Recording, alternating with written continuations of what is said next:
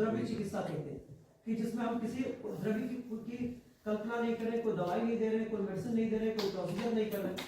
As a super के तौर पे हम लोग चाहते हैं कि मर्म चिकित्सा सारी चिकित्सा पद्धति, होम्योपैथिक की दवाई आप दे रहे हैं, उसके साथ आप मर्म चिकित्सा कर सकते हैं। यहाँ तक कि आप देखिए कि वेटरनरी के करीबन हमारे 20 वेटरनरी डॉक्टर्स हैं, वो हमारे मर्म चिकित्सा के विद्यार्थी हैं।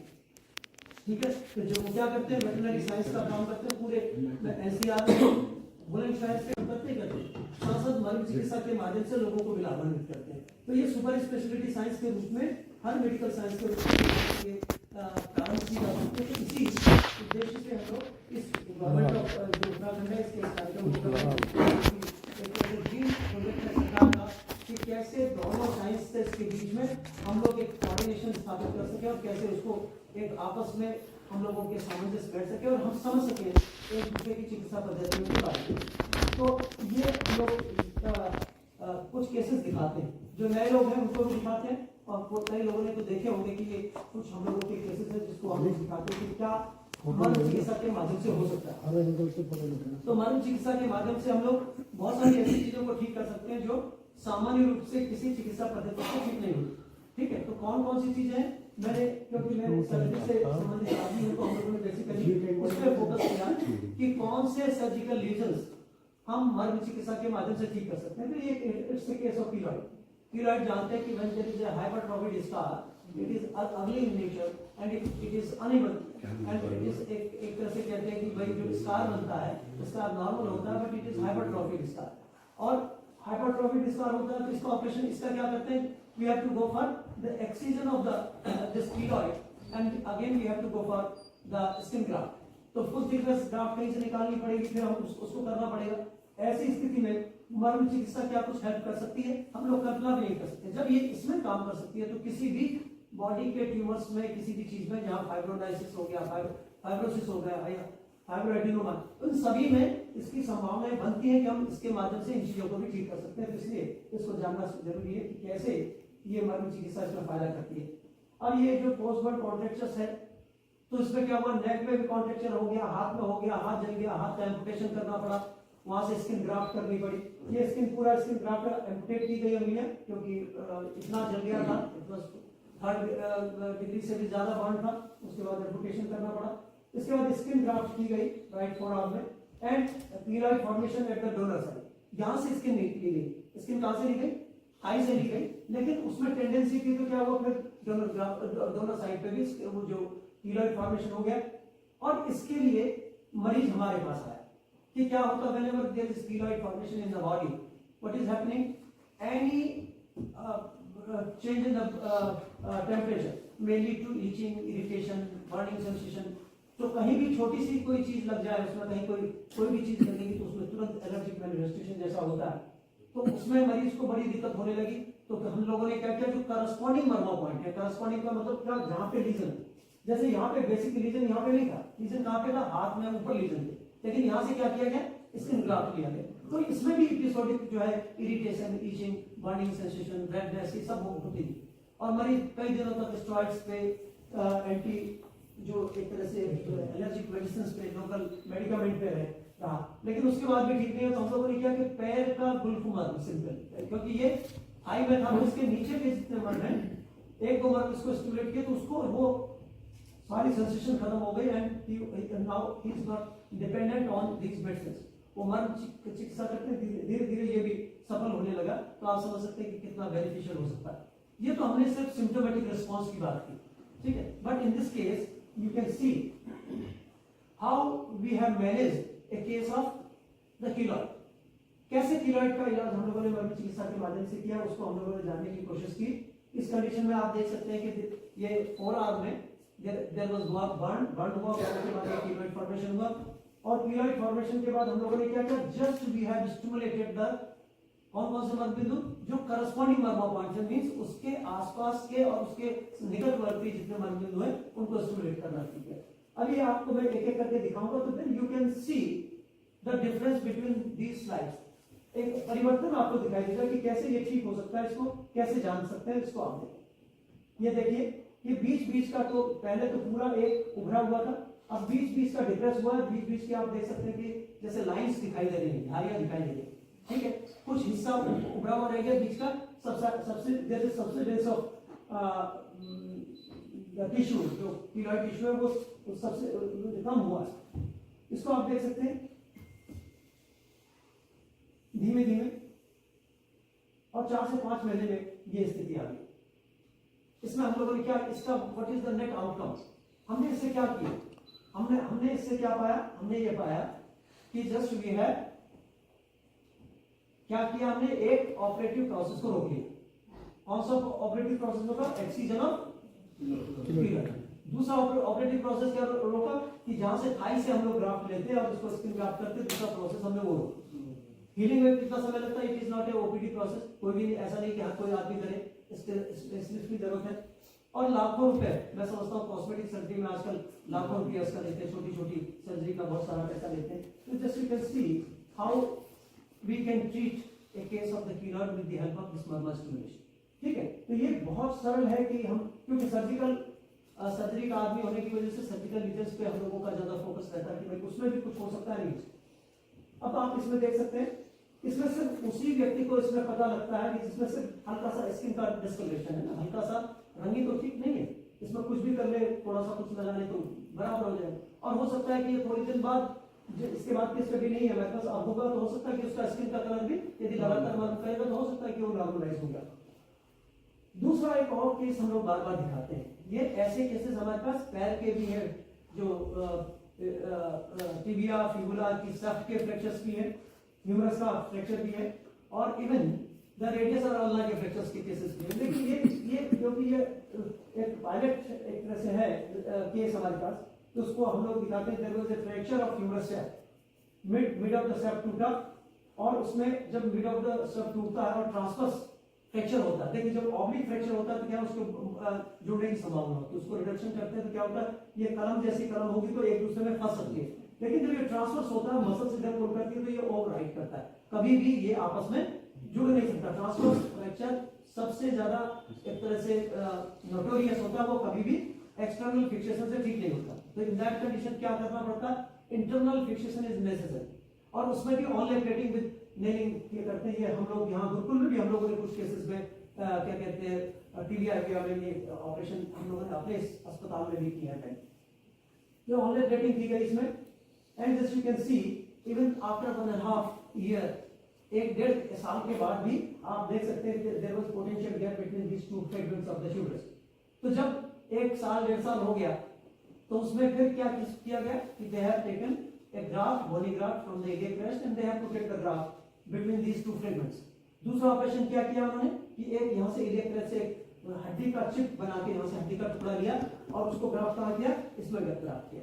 लेकिन उसके बावजूद भी जब देखा कि भाई इसके बावजूद भी ये हीलिंग नहीं हुई, तो हम लोगों ने क्या किया, ये सब डेट वाइज लगे। आप देख सकते हैं, बच्ची का नाम देख सकते हैं रितिका, और उसमें डेट वाइज आप उसकी प्रोग्रेस भी देख सकते हैं।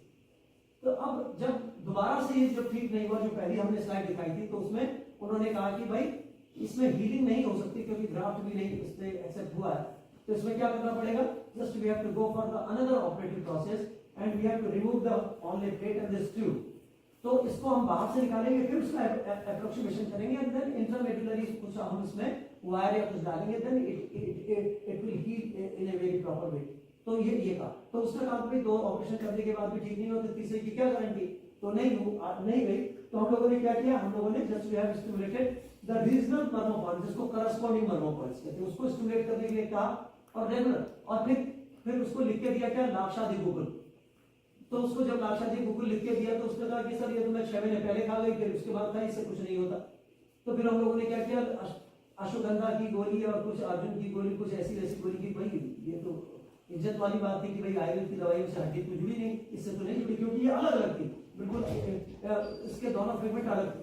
तो उसमें कुछ दवाइयां दी गई, अश्वगंधा दिया गया, अर्जुन की एक टैबलेट हम लोग बनती है तो अर्जुन की गोली दी, क्योंकि उसको भी हम कहते हैं कि संधानी है, ठीक है, असली संधान में अर्जुन का भी है, तो इसका उपयोग किया। तो मैं नहीं समझता कि उससे भी कहीं सामान्य रूप से जुड़ सकती है, नहीं हुई। मर्म चिकित्सा की बात क्या हुआ, आप देख सकते हैं, just you can see the healing process between these two fragments दिख रहा है। और कितने दिन में भर गया, जितनी देर में हड्डी को भरने में समय लगता है, 1.5 से 2 महीना लगता है, ठीक है। लोगों को उसको भरने में कितना लगता है, 1.5 से 2 इनवालिंग। पैर के होंगे तो कितना लगेगा, 3 महीने लगेंगे। तो ऐसे लगभग 1.5 से 2 महीने में आप इसको देख सकते हैं कि ये लिखी है, देखिए डेट लिखी है, रीतिका ये डेट लिखी है, आप देख सकते हैं कि देयर वाज कंप्लीट हीलिंग। उसमें क्या हुआ, कंप्लीट हीलिंग हो गई। आप लास्ट वाली उसमें देखेंगे there is no potential gap between this two figure, lateral view भी है और एपी व्यू भी। तो दोनों व्यू में आप देख सकते हैं कि हड्डी लगभग 1.5 से 2 महीने के बीच में भर गई, जो कि 1.5 साल तक वो हीलिंग प्रोसेस नहीं हो रहा। तो आप कितना बढ़िया प्रोसेस हो सकता है। तीसरा ऑटोसोमल रेसेसिव इक्थियोसिस, इसको हम लोग कहते हैं फिश स्केल डिजीज। ऐसे में आपने बहुत सारे हो सकता है कि कई लोगों ने ये केस न देखा हो। ऐसी स्थिति में क्या होता है, जैसे मछली के शरीर में स्केल्स होते हैं, वहां से देखें स्केल्स, तो ऐसा ही शरीर की कंडीशन होती है और पूरे शरीर में ईचिंग होती है। कभी कभी उसमें जो इसमें से ब्लीडिंग होने लगती है, जो फटती है स्किन, एंड उसमें dryness of skin is there, itching है, इरिटेशन है, बर्निंग है, ये सारे सिम्टम्स इसमें होते हैं और ये जिंदगी भर ठीक नहीं होता। और इसको कहा जाता है कि ये एक जेनेटिक डिसऑर्डर है। और इसमें भी आप समझ सकते हैं कि हम लोगों ने इसमें कुछ दवाइयां दी। कौन सी दवाइयां दी, क्योंकि दवाई देनी पड़ती है, तो नहीं खाता, नहीं बात हमें करीब 15 साल से दवाई खा रहे हैं। 18-20 साल की बच्ची थी, ये बचपन से होता है और तब से दवाई कुछ ना कुछ लोगों मेडिकामेंट और सब चीज लगाते रहते, लेकिन उसके बावजूद भी कुछ नहीं हुई। हम लोगों ने दिया होगा, टेलेक्ट आती है, कुछ लोग टैबलेट आती है, कुछ निबादी चूर्ण, आरोग्यवर्धनी दी, और कहने तो हम बहुत खाते हैं, कुछ ना कुछ दवाई इसके साथ दी। और मर्म को विशेष रूप से कहा, जैसे you can C after 1 month, 1 महीने के बाद, और सारे के सारे उसके बाद आप देख सकते हैं कि कैसे ये फायदा करती है। अभी हम लोग बात करते हैं उसको, जब भी अब भी कभी आती है तो इसमें आप क्या करती है, वो सिंपल मर्म करती है, गोले का तेल उसको बोल रखा है कि क्या ड्राइनेस नहीं होने देना है, इसमें सिंपल कोकोनट ऑयल इसका लोकल एप्लीकेशन करनी है, तो उससे ही उसको रिस्पॉन्स आता है। तो कितनी चीजें ऐसी हैं जिस जहां हमें लगता है कि कहीं कुछ नहीं हो सकता है, and with the help of मर्मा stimulation there is a tremendous response in all these conditions. तो समझिए कि कितनी बेहतर चीजें हो सकती हैं। हम लोग को डेफिनेशन आप लोगों को बताएं, बाकी हमारे सारे जो लोग पहले आयुर्वेद के लोग हैं वो जानते हैं। शरीर के वो केंद्र जो प्राण की ऊर्जा का केंद्र होते हैं और इतने महत्वपूर्ण होते हैं कि जहां पर चोट लगती है तो व्यक्ति की मृत्यु तक हो सकती है, और यदि ये ठीक रहते हैं तो व्यक्ति सुरक्षित रहता है। और ड्यूरिंग सर्जिकल इंटरवेंशन हमें क्या करना चाहिए, हमें बचाना चाहिए, क्योंकि इसमें कोई भी चोट लगती है ये खतरनाक हो सकता है, और ये फिजियोलॉजिकल और एनाटॉमिकल ये डेथ एक्सप्रेस हो सकती है। देखिए डेथ की जब हम बात करते हैं तो डिवाइस की बात करते हैं कि आदमी मर जाता है, दूसरी बात करते हैं टिश्यू की डेथ होती है। और ये आप ये समझिए कि यदि शरीर के किसी अंग की मृत्यु होती है तो 2 तरह से हो सकती है, तो एनाटॉमिकल हो सकती है, दूसरी फिजियोलॉजिकल हो सकती है। जैसे आपने देखा होगा कि पैरालिसिस के केसेस होते हैं, उसका शरीर बिल्कुल बाहर से ठीक दिखाई देता है लेकिन वो हाथ पैर काम नहीं करते, तो इसका मतलब क्या है, वो फिजियोलॉजिकल है। आपके पास छाता तो है लेकिन वो छाते का काम नहीं कर रहा, वो खुलेगा नहीं, आपको हवा नहीं देगा। यदि ये मोबाइल है, ठीक है, बिल्कुल है ना, दिख रहा है कि मोबाइल, लेकिन ये चलेगा नहीं, इससे ना तो आप कॉल कर सकते हो, ना इसमें लाइट आ रही है, ना कुछ हो रहा है, तो ये क्या है, फिजियोलॉजिकल डेड है। तो ऐसे ही in same way the human body when it is normal in shape but it is not performing its natural functions, अपने सामान्य कार्यों को नहीं करे तो इसको क्या कहते हैं हम, फिजियोलॉजिकल डेथ कहते हैं। इन सेम वे जब भी कोई चोट लगती है तो 2 तरह की हम बात करते हैं, एनाटॉमिकल डेथ की बात करते हैं और ये फिजियोलॉजिकल डेथ की बात करते हैं कि फंक्शंस में। जैसे ये अंगूठा, तो अंगूठा का काम क्या है, ये सर्कमफ्लेक्शन करना, फ्लेक्शन एक्सटेंशन है, और ये सर्कमफ्लेक्शन का काम करना। अंगूठा तो बिल्कुल ठीक दिखाई दे रहा है लेकिन अंगूठे से हम को हिला नहीं पा रहे, कर नहीं पा रहे, इसको बोल नहीं पा रहे, तो इसका मतलब क्या है, फिजियोलॉजिकल डेथ। विशेष रूप से आपने देखा होगा कि जब आर्च पैरालिसिस होती है, यदि यहाँ ब्रैकियल प्लेक्सस की इंजरी होती है तो क्या होता है कि हाथ तो इतना ठीक रहता है आर्च पैरालिसिस में, ये हाथ का फंक्शन नॉर्मल होगा आर्च पैरालिसिस में, लेकिन एडक्शन एबडक्शन नहीं होगा, इसको उठा नहीं सकते, फ्लेक्शन नहीं कर सकते, एक्सटेंशन नहीं, तो उससे कोई काम की बात तो उससे कोई काम नहीं होगा। तो ये फिजियोलॉजिकल डेथ की हम लोग बात करते हैं। तो बाद में हम लोग जानते हैं, जब हम क्वेश्चन में पढ़ाया जाता है तो हम कहते हैं during surgical intervention you have to save these points, you have to take care of these points, and during यदि if you are not taking care of these points एक लॉट ऑफ कॉम्प्लिकेशंस में भी there. तो उससे ये बताया जाता है कि भाई इसको आपको जानना चाहिए कि कैसे इसको ठीक कर सकते हैं। ये हम आपको कुछ उदाहरण दिखा रहे हैं।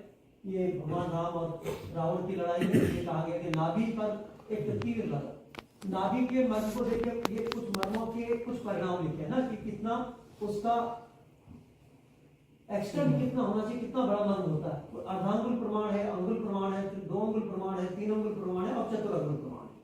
चतुरंगुल प्रमाण कौन कौन से होते हैं, या मुट्ठी प्रमाण के कौन से होते हैं, गुदा होता है, मस्ती होती है, नाभि होता है, हृदय होता है सामान्य रूप से। और ऊपर के जो मर्म है उसमें ये कहा गया कि ये जो प्रमाण दे दिया गया। फिर कोई मर्म 3 अंगुल के होते हैं, जैसे हम कहते हैं, कुछ 2 अंगुल के मर्म होते हैं। इन मर्मों के एक एक्सटेंट होता है कि कहां से कहां तक यदि चोट लगेगी तो वो मर्म के आघात में काउंट होगा। ठीक है, तो ऐसे ही ये जो नाभि है ये मुट्ठी भर प्रमाण है।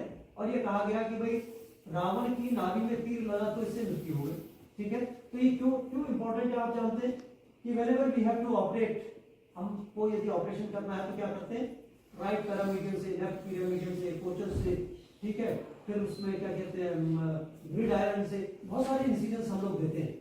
लेकिन whenever we have to open the operation in emergency तो हम सीधे लीने आए बस जीपीएस कदम के नीचे चाकू रख के सीधे खोल देते हैं and we are getting a blood speed. क्योंकि जब भी जो मसल्स होती है क्या होती है, इसमें एंटेरेक्टर सीट होती है, पोस्टेरेक्टर सीट होती है, इसमें in between these two seat there is क्या, एक रेक्टाइल मसल होती है, दोनों तरफ रेक्टाइल मसल होती है। और उसके नीचे फिर क्या होता है, फिर उसके नीचे जो पेरिटोनियम होती है जिसको सिलोमिक कैविटी है उसमें अंदर फिर हम लोग और स्ट्रक्चर्स आ जाते हैं।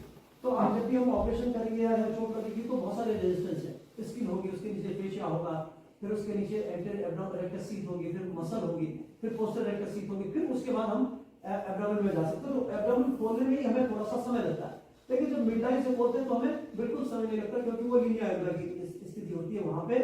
ऐसे ही अम्लाइकस पे देखें कि यदि यहाँ पर हम चाकू डालेंगे तो कम से कम इतना चीजें हमें रेजिस्ट करेंगी, इतना हमें चाकू अंदर घुसेड़ना पड़ेगा। लेकिन यदि नाभि में आप डालें तो 1, 2, 4, 6 मिलीमीटर की चीज ही अंदर पेनिट्रेट कर सकती है, सीधे आप आंतों तक पहुंच सकते हैं। तो इसका मतलब क्या, ये एक सॉफ्ट और tender area of the abdomen, it is the most tender और the softest area of the whole abdomen. तो यहाँ पर कोई रेजिस्टेंस नहीं है, इसलिए खतरनाक, इसलिए इसको मर्म कहा गया है। और दूसरा मर्म की बात जब कही तो हम लोग कहते हैं कि भगवान श्री कृष्ण के पैर में तीर लग गया था तो ये उनकी डेथ हो गई। तो ये तीर लगने का स्थान देख लीजिए, ये तीसरी उंगली के बेस में बीच में है। और इसको क्या कहा है, इसको कहा है तल हृदय मर्म। और इसको वास्यप संहिता में कहा है कि मनुष्य के शरीर में कितने मर्म होते हैं, कितने हृदय होते हैं, 5 हृदय होते हैं। 4 तो तल हृदय में होते, 4 हाथों में हार्ट होते हैं, और 5वां कहाँ होता है, ये जो हमारा जो चेस्ट में है जिसको हम लोग हार्ट कहते हैं वो होता है। तो आप ये कल्पना कीजिए कि ये कैसे, ये डिवाइस भगवान श्री कृष्ण का शरीर कैसे छूटा, क्योंकि तल हृदय मर्म पे पहले एक तीर लगा था, इसलिए उनकी मृत्यु हो गई। तो आप ये महसूस कर सकते हैं। तीसरा एक और दूसरा उदाहरण है कि जीसस क्राइस्ट के हाथों पे और पैर पे क्या किया गया था, नेलिंग कर दी गई। ठीक है, उनको भी ना तो फांसी दी गई ना जहर दिया गया, लेकिन उनकी मृत्यु हो गई क्योंकि वो तल हृदय मर्म पे आघात हुआ। तो इसलिए उसको विद मर्म कहते हैं, और इसकी इंपॉर्टेंस आप समझ सकते हैं। अब ये जो तल हृदय मर्म पे चोट लगती है तो आप समझ सकते हैं कि कौन कौन से वाइटल जो स्ट्रक्चर्स हैं, कौन कौन से नर्व्स हैं, कौन कौन सी आर्टरीज हैं, ब्लड वेसल्स हैं, बोन्स हैं, ठीक है, वो डैमेज हो सकती है। और ये आप ये मणिबंध कीजिए।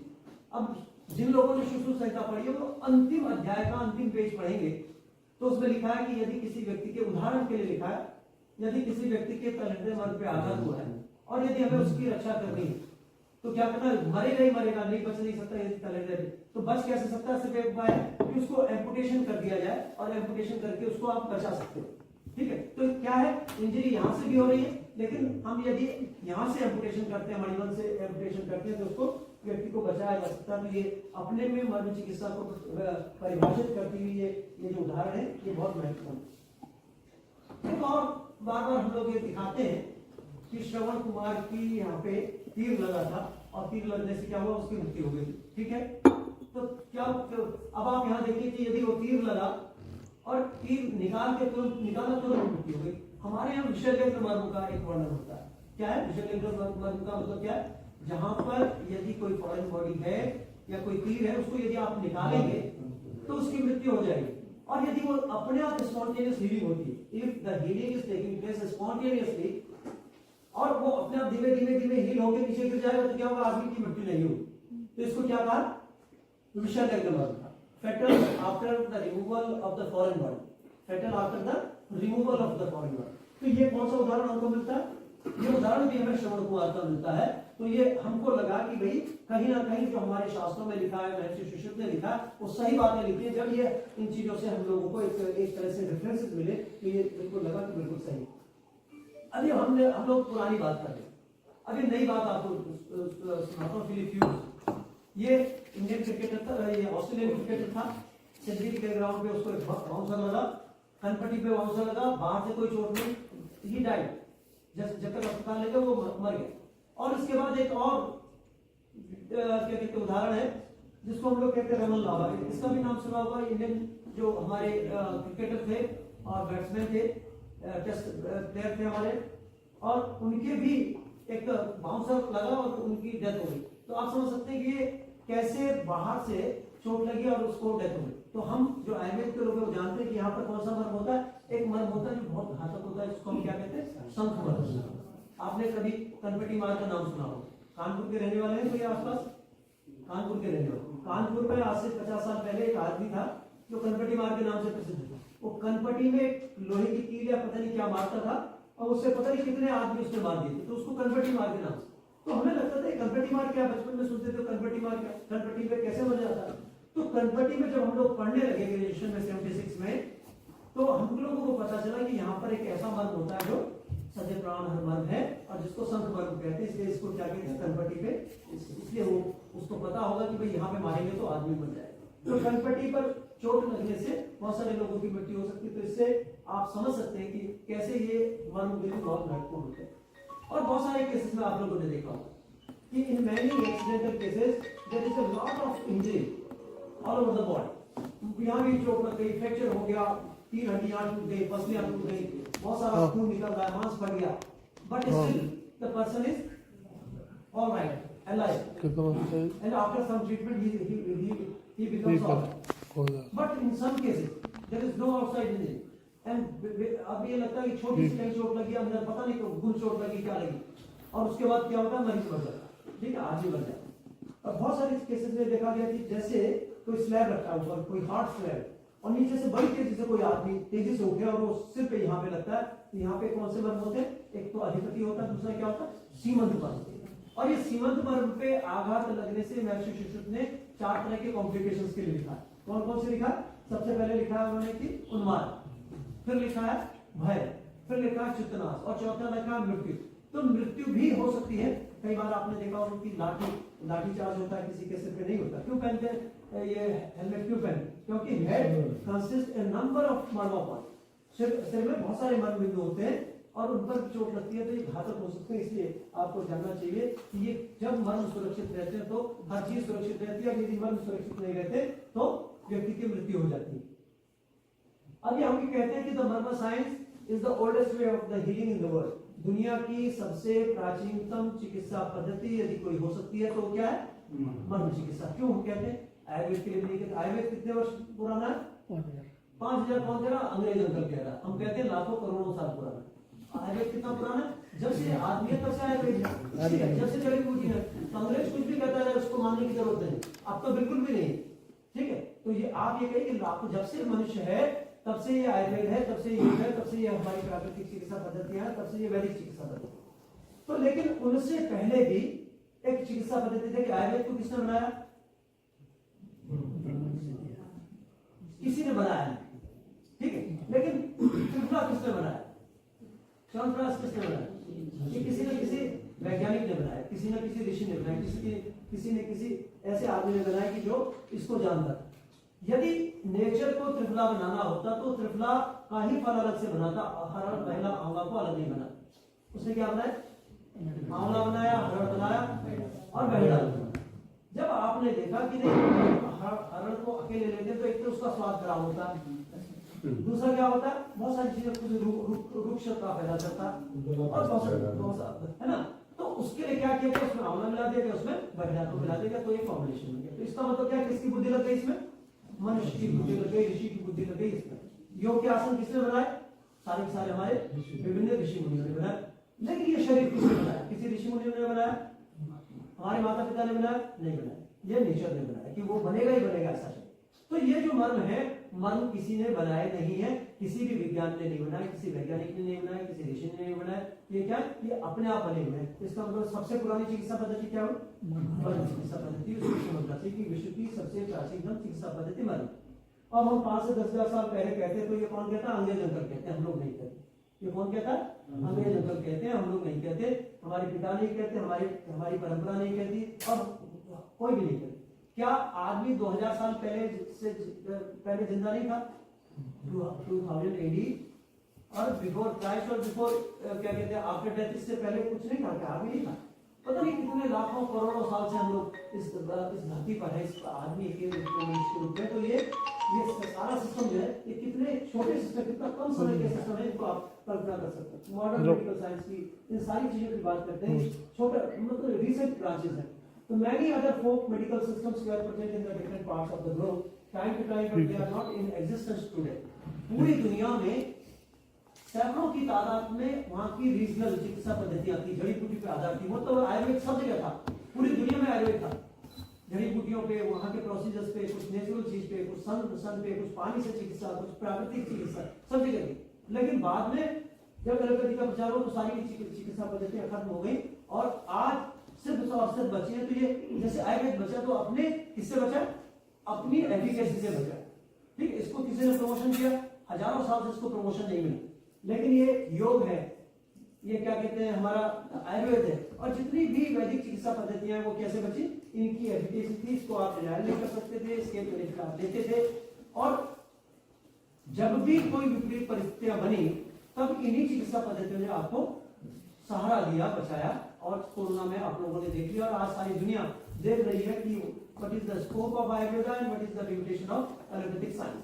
तो उन्होंने एलोपैथिक साइंस की लिमिटेशन तो आप लोगों ने देख लिया, क्या लिमिटेशन है आप समझ लीजिए। कितना बड़ा झूठ का संसार, पूरा का पूरा साल 2 साल कोई अस्पताल किसी दूसरी सर्विसेज को नहीं दिया। हम लोगों के सारे अस्पताल, हम सब लोग किसमें लगे हुए थे, कोरोना में। सारे डॉक्टर्स कोरोना में लगे। एक भी सिजेरियन सेक्शन, कोई भी गायनी का ओटी खुला नहीं था, कहीं कुछ नहीं था। सिर्फ 4% केसेस में सिजेरियन सेक्शन की जरूरत पड़ी। कितने केसेस में पड़ी, सिर्फ 4%। इसका मतलब 90% झूठे ही आप पेल रहे थे रोज की, भाई ऑपरेशन होगा बिना बात के, झूठ। तो आपने उसकी पोटेंशियल को समझ लिया कि हाँ कहाँ जरूरत थी, कहाँ नहीं थी। तो आप उस समय न तो कोई डायलिसिस हो रही थी, न किसी का स्टंट कर रहा था, किसी का डर रहा था, कोई मरा नहीं, ठीक है, कहीं कुछ नहीं हो रहा। तो आज फिर वही स्थिति है कि हमको समझना चाहिए कि ये कैसे कैसे क्या चीज होगी। और क्या था, सबसे पहले आपको क्या खिलाया गया, डॉक्सीसाइक्लिन। फिर क्या खिलाया गया, 2-3 दवाइयां आइवरमेक्टिन खिलाया गया। फिर रेमडेसिविर की बात की, फिर प्लाज्मा की बात की, फिर कभी कोई जिंक की बात कर रहा है, कोई विटामिन सी की, किसी लोगों ने ट्रकों में बेच दिए, ठीक है। फिर एसिडिटी पता नहीं क्या क्या खिलाया। बाद में क्या था, किसी से कुछ नहीं होता, कोई कुछ नहीं, उससे नुकसान हुआ। ठीक, समझ, फायदा किसे हुआ, या तो आर्सेनिकम एल्बम, ठीक है, या फिर हमारे काढ़े ने, हमारी हल्दी ने, हमारे गिलोय ने, हमारे अश्वगंधा ने और हमारी आयुर्वेदिक दवाई ने, ठीक है, पूरा जीवन बचाया। तो किसने बचाया, ये जो हमारे आयुष सिस्टम ने, इसने बचाया। स्वीकार करना चाहिए और गर्व से कहना चाहिए, जोर से कहना चाहिए, हर किसी के सामने कहना चाहिए कि यदि जीवन बचा है तो किसकी वजह से बचा, हमारे आयुर्वेद की, हमारी वैदिक विधाओं की वजह से बचा। तो ये आप समझ लीजिए कि ये किसी वार्ड की जरूरत है, किसी अस्पताल की जरूरत है, किसी एसी की जरूरत है, किसी मशीन की जरूरत है। तो दो चीजों की जरूरत है।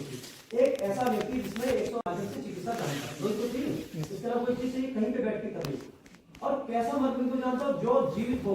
107 मरमिंदु तो कैडेवर में भी होते हैं आप कहेंगे, लेकिन वो जिंदे होंगे। ठीक है, आप ये सोचेंगे कि भाई हमारे पे आते हैं मर्म दबाएंगे, कुछ होने वाला, कुछ नहीं होने वाला। तो एक व्यक्ति, 2 आदमी चाहिए जिसके बीच में मर्म चिकित्सा हो सकती है। तो इसका मतलब क्या, ये मिनिमल खर्चे से की जाने वाली चिकित्सा पद्धति, इसमें किसी ढंग के खर्च की आवश्यकता होती नहीं। और ये कैसे कैसे परिणाम दे सकती है, यदि आप इसको प्रैक्टिसाइज करेंगे, अपनी प्रैक्टिस में यूज करेंगे, तो आप just you can rely on the results of these medical sciences कि कैसे काम करती है। और हम ये कहते हैं कि यूनिवर्सली सस्टेनेबल मेडिकल सिस्टम पहले भी था, आज भी है और आगे भी रहेगा। यूक्रेन की लड़ाई हो रही है, तो क्या सारी की सारी जितनी फैसिलिटी है, क्या यूक्रेन के उन जगह पे जहां बॉम्बार्डमेंट हो रहा है, अस्पताल तोड़ दिए गए, वहां चिकित्सा मिल रही है, मिल सकती है। तो ऐसा पता नहीं कब भी हो सकता है, कब कौन किस पे बम मारते तो पता है, कब ये सिस्टम हमारा ध्वस्त हो जाए, कब ये लाइट चली जाए, लाइट यदि किसी ने बम मार के कोई ये जो हमारा सिस्टम है उसको खत्म कर दे, कोई हमारे सैटेलाइट सिस्टम को खत्म कर दे, आपस में आज तो पागलपना है। तो उस समय कोई मेडिकल साइंस आपके काम आने वाली नहीं, सिर्फ और सिर्फ आपका सिस्टम जो आयुष सिस्टम है वही काम आने वाला है, इसके अलावा कोई दूसरा काम आने वाला नहीं। इसलिए इसको और मजबूत बनाने की जरूरत है कि हम इससे ज्यादा से ज्यादा लोगों की चिकित्सा कर सकें। तो ये जब से मनुष्य पैदा हुआ तब से ये सिस्टम आपके तो उस सिस्टम को हम कहते हैं बर्मा है already benefited thousands of cases, हम थाउजेंड्स कहते हैं लाखों मरीज हम लोगों ने, मैंने अपने हाथ से देखे हैं लगभग 40 वर्ष में। और हमारे जितने विद्यार्थी हैं करीबन हम लोग सैकड़ों हजारों की संख्या में हम लोगों के जो मर्म चिकित्सा सीखे हुए लोग हैं वो विभिन्न प्रदेशों में विभिन्न देशों में वो इस कार्य को कर रहे हैं और लाखों करोड़ों लोगों तक आज ये मर्म चिकित्सा जो क्योरेबल इनक्योरेबल डिजीजेस को ट्रीट करने के लिए बहुत बढ़िया ऑप्शन के रूप में हमारे पास है। It is non surgical non medicinal option. तो इसको हम कहते हैं कि ये इसका इंफॉर्मेशन क्या है, ये पुअरेस्ट स्टेट है हमारे जो समाज का या हमारे देश का या पूरे विश्व का जो सबसे गरीब हिस्सा है जो चिकित्सा का खर्च नहीं उठा सकता, उनको भी मर्म चिकित्सा के माध्यम से चिकित्सा दी जा सकती। यदि हम आपसे कहें कि भाई आपको चाहे होम्योपैथी या आयुर्वेदिक दवाई एक ट्यूबरकुलोसिस के एक मरीज की हेल्प करनी या एक पैरालिसिस के एक मरीज की हेल्प करनी है, दवाइयां आपको देनी है, तो कितने साल तक आप दे सकते हैं उसको? रोज भी देंगे, 150 की दवाई देंगे, आप ये कहेंगे भाई 150 रुपए के हिसाब से एक महीने का ये इतना बनता है, 1500 रुपए या 2500 रुपए तुम हर महीने ले जा, कितने दिन तक आप देंगे और कितने लोगों को देंगे? नहीं दे सकते, पॉसिबल नहीं है। लेकिन यदि आपसे कहें कि मर्म चिकित्सा के माध्यम से रोज आप 20-30 मरीजों को हेल्प कर सकते हो तो आप कर सकते हो आराम से, ठीक है, 30 आदमियों को सर्विसेज दे सकते हो। तो ये कितना सरल है और कितना अच्छा चीज है, इसको आप इस तरह से समझ सकते हैं कि in each and every neurological bone other element जितने भी क्योरेबल एंड इनक्योरेबल, उन सभी में आप यदि मर्म चिकित्सा कराते हैं तो आश्चर्यजनक रूप से इसमें फायदा है। अब ये कितनी बीमारियां हैं जो जिसको हम कहते हैं कि लाइफस्टाइल डिसऑर्डर या जो common disease, the common diseases क्या होती है जो कॉमनली होती है but they don't have the common management. समझ रहे हैं मतलब? कॉमन बीमारी क्या होती है, सबको हो रही है लेकिन कोई उसका इलाज, कोरोना क्या थी, कोरोना क्या थी, it was a common disease at that time, क्या उसका इलाज था? नहीं। डायबिटीज कॉमन बीमारी है, क्या उसका इलाज है? नहीं। हाइपरटेंशन कॉमन बीमारी है, क्या उसका इलाज है? नहीं। तो इन सब के लिए आप समझ सकते हैं कि कौन कौन सी बीमारियां हैं जो कॉमनेस्ट डिजीजेस हैं but they don't have the management with the conventional medical science. तो उनके लिए they also can be treated by मर्म थेरेपी, उनमें भी मर्म चिकित्सा के माध्यम से लाभ हो सकता है, फायदा हो सकता है, उनका इलाज हो सकता है, इसको आपको जानना चाहिए। अब ये प्रेजेंट सिनेरियो है जो हमारा ट्रीटमेंट का सिस्टम है, उसमें हम लोग क्या करते हैं आजकल, हम सबसे पहले यदि किसी व्यक्ति को हम स्वस्थ रखना है तो उसको क्या करना, हमको भोजन की व्यवस्था उसको ठीक करनी है। यदि खाना ठीक मिलेगा, स्वस्थ आहार, तो क्या होगा, स्वास्थ्य भी ठीक होगा। स्वस्थ आहार देंगे तो उसको क्या होगा, आहार भी ठीक होगा। तो sufficient nutritive food is very necessary. यदि मर्म चिकित्सा या किसी चीज की बात करते हैं, कुछ भी बात करते हैं।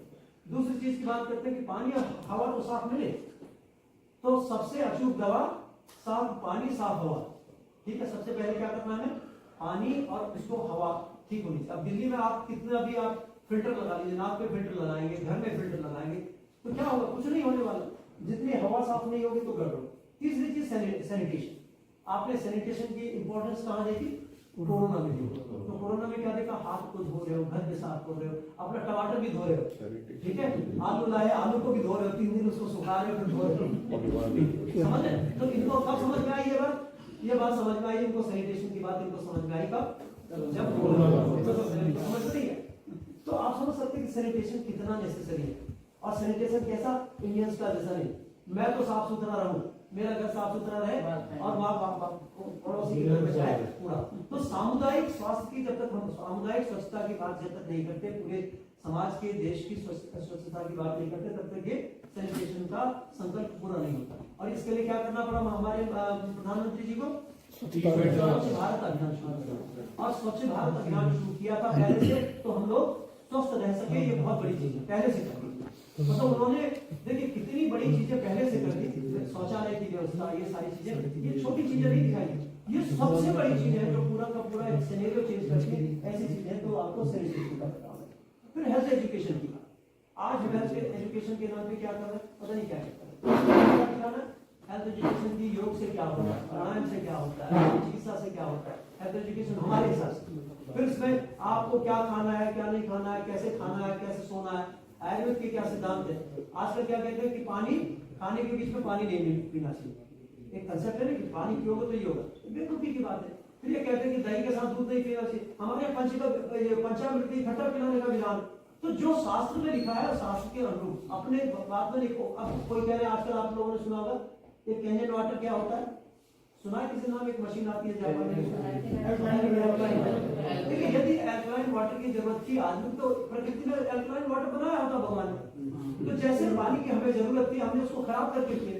पहले क्या करना है, पानी में हम पहले 100 ml पेशाब करते हैं, उसके साथ कितना पानी छोड़ते हैं, 5 से 10 लीटर पानी हम एक बार में बर्बाद करते हैं। वो कैसा पानी, शुद्ध पानी को पहले हम क्या करते हैं, पेशाब में मल में मिलाते हैं, फिर उसके बाद क्या करते हैं, उसको प्यूरिफाई करते हैं, फिर पीते हैं।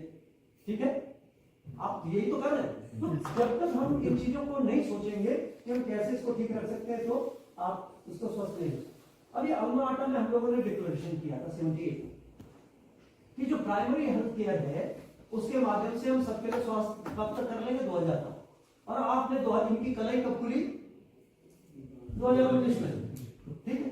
तब तक वो ढका रखा था उन्होंने, वो कि नहीं बहुत कुछ हो रहा है, बहुत मेडिकल फील्ड में बहुत कुछ हो रहा है, WHO बहुत बड़ा काम कर रहा है, बहुत सारी चीजें। और 2019 में इनकी पोल खुल गई। तो क्या हुआ, अब काय पे है इनका, बेसिकली इनपे किस चीज पे भी कंसंट्रेट कर रहे हैं, इम्यूनाइजेशन। इम्यूनाइजेशन भारत का विश्व का सबसे ज्यादा लगभग 200 करोड़ लोगों को इम्यूनाइजेशन किया, पूरी मानवता को बचाया और अपने वैक्सीन से बचाया, ये सबके लिए गर्व की बात है। और उसमें आयुष के डॉक्टर्स का सबसे बड़ा योगदान है। ठीक समझ रहे, ये एक्नॉलेज करें न करें, लेकिन यदि आपका सिस्टम नहीं होता तो ये इस प्रोग्राम को कर नहीं सकते, किसी ढंग से नहीं कर सकते। और हम आपको बताएं कि हमारे ऋषिकुल सेंटर पे लगभग 10 से 20 लाख वैक्सीनेशन हमारे ऋषिकुल जम्मू सेंटर पे हुआ है। ये एक रिकॉर्ड है, पूरे देश भर के लिए रिकॉर्ड है। ये भी यहीं के लोगों के द्वारा, हमारी फैकल्टी के द्वारा, डॉक्टर नरेश चौधरी और ये सभी लोगों ने वहाँ पे काम किया, हमारे पूरे पीजी स्कॉलर्स, हमारी पूरा स्टाफ लगा और उन्होंने वहाँ काम किया। तो आप समझ सकते हैं कि कितना योगदान आप लोगों का रहा। दूसरा चीज क्या, ओरल डिहाइड्रेशन। इसमें सबसे महत्वपूर्ण चिकित्सा पद्धति क्या है, बीमारी में ओरल डिहाइड्रेशन करते तो सबसे सस्ता क्या, आयुर्वेद को हम अपनी चिकित्सा में भी क्यों नहीं ले पाए, चिकित्सा में क्यों नहीं ले पाए, उसके लिए बहुत सारे षड्यंत्र। हमारे पास अफीम आप इस्तेमाल कर सकते हो अपनी दवाइयों में, आप भांग इस्तेमाल कर सकते हो, कस्तूरी इस्तेमाल कर सकते हो, मिक्सिंग इस्तेमाल कर सकते हो, नहीं कर सकते। जितनी भी जो फास्ट एक्टिंग ड्रग थी, जो इमरजेंसी में भी होती थी, सब क्या करती। अब वो क्या कर रहे हैं, वो कैनाबिनॉइड भी यूज कर रहे हैं, केमिकल निकाल के यूज कर रहे हैं, मॉर्फिन भी, पैराडिन भी सब यूज कर रहे हैं। किससे निकलता है वो, धाम से, अफीम से निकलता है। तो उनको परमिशन है और हमारा लट छीन लिया। जिस दिन हमारे हाथ में हमारा लट देगा तो हम बताएंगे क्या होता है, ठीक है। तो हमें अपने लट को वापस लेने की जरूरत है, ठीक समझ रहे हो। इसलिए हम लोग कोशिश कर रहे हैं, सब लोग कोशिश कर रहे हैं। तो आप समझ सकते हैं कि आयुर्वेद को क्यों नहीं चिकित्सा पद्धति, इसको हम मान सकते हैं क्योंकि हमारे पास इसमें जितना ज्यादा हमारे पास फार्माकोपिया, जितना बड़ा फार्माकोपिया, उतना बड़ा फार्माकोपिया किसी मेडिकल साइंस का नहीं पूरी दुनिया। समझ रहे हैं, कितने हजारों योग, ठीक, कितनी हजारों दवाइयां, कितने सारे प्रोसीजर, लेकिन फिर भी राष्ट्रीय चिकित्सा पद्धति के रूप में या वर्ल्ड की चिकित्सा पद्धति के रूप में प्रतिस्थापित नहीं हो गई। इसके पीछे दो कारण, एक तो क्या है, इंस्टेंट पेन मैनेजमेंट नहीं, क्या है, we don't have the instant pain management, और दूसरी चीज क्या है, we don't have the instant management of the emergency. ठीक, दो चीजें नहीं, दो चीज तो नहीं, लेकिन with the help of this essence of this मर्म थे, मर्म चिकित्सा के आगमन के पश्चात, इसके एडवेंट के बाद, thus we have the instant pain management, we have instant permanent way of healing, it is natural way of healing, it is non-invasive way of healing। और इमरजेंसी भी कैसी भी हो, इमरजेंसी कौन सी होती है, दो मुख्य रूप से होती है, एक ब्रेन की होती है और एक हार्ट और लंग की होती है, ये तो होती है। इन सबको मर्म चिकित्सा के माध्यम से आप तुरंत ठीक कर सकते हो, इसको सीखने की जरूरत है। तो इसका मतलब क्या, यदि हमको विश्व में आयुर्वेद को ले जाना है, इसको प्रैक्टिसाइज करना है या इसको हमें पॉपुलराइज करना है, तो क्या करना पड़ेगा, हमें मर्म का इंजन सामने लगाना पड़ेगा। ठीक है, मर्म का इंजन लगा देंगे तो आपके पीछे पीछे सारे डब्बे निकल जाएंगे, ठीक, क्योंकि इसके इंस्टेंट ये non pharmacopoeial way of healing. जब भी हम चिकित्सा की बात करते हैं तो एक मूर्त द्रव्य चिकित्सा होती है, एक अमूर्त द्रव्य चिकित्सा होती है, जिसमें किसी दवाई का इस्तेमाल करते हो क्या, फार्माकोपियल वे ऑफ हीलिंग, और जिसमें हम नहीं इस्तेमाल करते हो क्या, नॉन फार्माकोपियल। देखिए जब भी हम किसी भी एलोपैथिक डॉक्टर से या किसी भी और से बात करते हैं तो वो क्या करता है कि जब भाई इन दवाइयों में क्या मेटल्स हैं इसमें, अरे हम क्विंटलों में खिलाते हैं भाई। हम जिंदगी में पता नहीं कितने क्विंटल हम लोगों ने भस्म में खिलाई होंगी अपने मरीजों को। एक ही किडनी फेल लेंगे तुम 10 दिन 25 दिन तुम अपने डिक्लोफेनिक सोडियम और पैरासिटामोल खिला के देख लो, उसका किडनी ना फेल हो जाए तो जो मर्जी कह दे। समझ रहे हमारी बात? तो जब तक हम इन बातों को गर्व से और जोर से विश्वास पूर्वक एविडेंस बेस्ड नहीं बताएंगे तब तक ये बात होने वाली नहीं। तो हर को कहना है, ये बातों को कहना कि भाई खा के तो हम तो रोज खिलाते हैं, एक भी आप हमें केस दिखा दो कि जिसको कितनी रीनल फेलियर होगा, किसको नहीं, लेकिन वो नियमानुसार होना चाहिए। कैसे खानी है दवाई, ये नहीं कि आप भस्म की गोली खा के पानी पी के खाएंगे तो किडनी खराब हो। तो कैसे खिलाते हैं उसको अनुपान से, सहपान के साथ शहद में मिला के, जिस भी अनुपान से सहपान से विधि के हिसाब से, भुक्तवत अभुक्तवत है ना, कैसे खाना है, किस समय पे खाना है, जो नियम है उसके हिसाब से करेंगे तो कभी भी नहीं हो। तो आप समझ सकते हैं कि ये कैसे मर्म चिकित्सा का एडमिट हम लोग ले सकते हैं और कैसे इसका फायदा कर सकते हैं। इसको हम लोगों ने समराइज किया कि ये क्या है, it is the oldest way of healing, दुनिया की सबसे प्राचीनतम चिकित्सा पद्धति है। It is easily available. Easily available का मतलब क्या, आप कहीं भी कैसे भी किसी भी परिस्थिति में आप कर सकते हो। It is totally free. ठीक है, कहीं इसमें कुछ पैसा लगना, कुछ नहीं। टेलीविजन आपने खरीद लिया तो रिमोट के दबाने के पैसे होते क्या? कोई नहीं होते ना। क्या आपने टेलीविजन एक बार खरीद लिया, अब रिमोट से आप जब चाहे उसको स्टिमुलेट कर लो, जो कौन सा चैनल लगना है, कौन सा क्या करना है, किसी को आवाज कम करनी है, आवाज बढ़ानी है, रिमोट करता है, उसके पैसे लगते हैं? नहीं लगते। ऐसा ही भगवान ने ये सिस्टम देने के साथ साथ हमको क्या दिया, रिमोट दिया, और उस रिमोट को दबाने की टेक्निक हम लोग जान पाए हैं, और उसके माध्यम से आप किसी भी ब्रेन के फंक्शन को, बॉडी के फंक्शन को आप रेगुलेट भी कर सकते हो, उसको एक तरह से अल्टर भी कर सकते हो, उसको रेगुलाइज कर सकते हो, उसको मेंटेन कर सकते हो। तो हम ये कहते हैं ये चीजें universally sustainable and self dependent and often instant result oriented है। तो तुरंत फायदा देता है, तुरंत। यदि आप देखेंगे इंस्टेंट, देखिए जब भी कभी हम कोई दवाई देते हैं, जैसे कोई हमने पेन किलर दिया, तो पेन किलर कैसे काम करता है, हमने खाया, खाने के बाद कहाँ गया, हमारे स्टमक में गया, वहां पे बहुत सारे ये जानना चाहते हैं लोग, हमसे बहुत बार पूछते हैं कि आपको कैसे पता चला कि भाई ये मर्म चिकित्सा काम कर सकती है, कहाँ से होती है, चिकित्सा के रूप में तो कहीं है ही नहीं। तो चिकित्सा के रूप में नहीं है तो क्या है, देखिए बार बार हम लोग कहते हैं, हम लोगों से बहुत सारे लोग पूछते हैं कि मर्म पर आघात होने से चोट लगती है, आप उसको दबा रहे हो, उस पर प्रेशर दे रहे हो, तो क्या होगा? तो ये तो खतरनाक चीज है, इस पर करोगे तो नुकसान हो सकता है। ये प्रश्न है नहीं सर। मर्म को मार्गदर्शित मरवानी कहते हैं, तो इसलिए चोट लगती है तो मर जाएगा, जिससे छूओगे तो गड़बड़ हो। तो हम लोग उसको एक छोटे से उदाहरण से समझाते हैं। यदि हम आप लोगों से कहें कि भाई आज तो आप अमिताभ बच्चन लग गए, तो आप नाराज होंगे, खुश होंगे? खुश होंगे ना, अरे आज तो भाई अमिताभ बच्चन लग गए आप तो। और यदि हम आपसे कहेंगे बहुत अमिताभ बच्चन बनते हो तो क्या होगा? आप खुश होंगे, नाराज होंगे? तो आपको मर्म चिकित्सा के संदर्भ में ये उदाहरण ध्यान रखना कि whenever we are talking about the चिकित्सा, so we have to stimulate the मर्म point. We are not irritating the मर्म point. ठीक है? तो मर्म चिकित्सा में क्या करना है हमको? उसका स्टिमुलेशन करना, and we have not to irritate the मर्म point and we have not to damage the मर्म point. So you have to prevent the injury to the मर्म point. किसी भी प्रोसेस में मर्म को इंजरी न हो, इसका प्रबंधन करना। देखिए जब भी हम आयुर्वेद की बात करते हैं, योग कितना करना चाहिए वो लिखा है, व्यायाम कितना करना चाहिए लिखा है, आयुर्वेद की औषधि कितनी खानी है लिखा है, भोजन कितना करना है लिखा है, भोजन कैसे खाना है लिखा है, कब उठना है लिखा है। लेकिन कहीं ये नहीं लिखा कि मर्म चिकित्सा कैसे करनी चाहिए, कितनी बार करनी चाहिए, क्यों करनी चाहिए, कहीं लिखा नहीं लिखा। तो जब ये भय हम लोगों के दिमाग में था कि कैसे मर्म चिकित्सा की डोज का निर्धारण करें, तो हम लोगों को कहीं ना कहीं से कुछ ना कुछ सूत्र ढूंढने पड़े कि भाई कैसे की जानी चाहिए, कब करनी चाहिए, कितने समय की जानी चाहिए। तो जब हम लोगों ने देखा कि क्या इसका हिस्टोरिकल बैकग्राउंड होता है, ये यही का एक कार्यक्रम था, चाइनीज जो बच्चे थे ना वहाँ जो उसमें हुए थे, उसके ये चाइनीज का पेट है उसमें चाइनीज में भी लिखा है, देखिए उन्होंने बीच में जो लिखे हैं शब्द, ये बीच में जो उधर दिख रहे हैं, डब्बे डब्बे से दिख रहे हैं, जैसे स्टमक लिखा है तो स्टमक के ऊपर डब्बे डब्बे बना रखे हैं, तो वो चाइनीज में लिखा है। ठीक है, तो ये क्या है, हम लोगों ने कहां से इसको पाया, कैसे इसको समझ पाया? तो ये हिस्टोरिकल बैकग्राउंड क्या है। जब हम ये मंत्रों की बात करते हैं, चाहे ये दो महामंत्र हैं, इसको मृत्युंजय मंत्र कहते हैं और एक हमारा गायत्री मंत्र होता है, चाहे हम हवन करते हैं, यज्ञ करते हैं, तो उसमें कुछ अंगन्यास और करन्यास करते हैं, देखा। और जब हवन करने के बाद कुछ आज्य शेष होता है जो बचता है, वो हम घी में मिला के करते हैं। तो कहाँ लगाते हैं? यहाँ तिलक लगाते हैं, गले में लगाते हैं, फिर इधर विभिन्न हिस्सों में लगाते हैं, नाभि में लगाते हैं, हृदय पे लगाते हैं, ये सब बाहु पे लगाते हैं। तो चंदन हो, चाहे रोली हो, चाहे गंगा जल हो, उन चीजों का स्पर्श हम लोग विभिन्न शरीर के अंगों पर करते हैं। तो इसका मतलब क्या है? ये अंगन्यास एंड करन्यास is the important part of the all spiritual जो राइट्स है, रिचुअल्स है, उन पे हम लोग करते हैं। जो धार्मिक जितने भी कार्य होते हैं, जितने भी आध्यात्मिक हम पूजा पद्धति के कार्य करते हैं, उनमें निश्चित रूप से इन्हीं मर्दों का स्पर्श करते हैं लोग।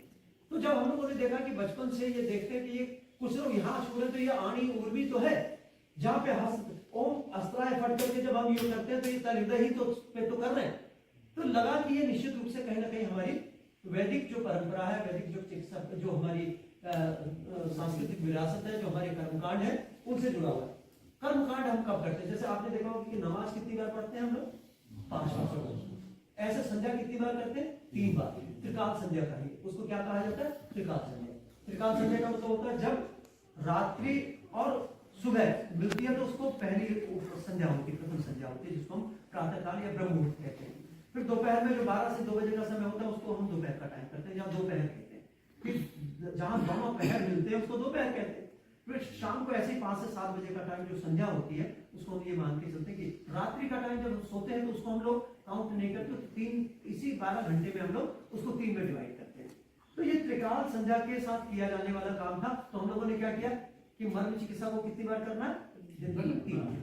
इसके पीछे वैज्ञानिक आधार क्या है कि we are stimulating some specific part of the body, a number of neurohumors are going to be released through different part of the body or different part of the endocrine system.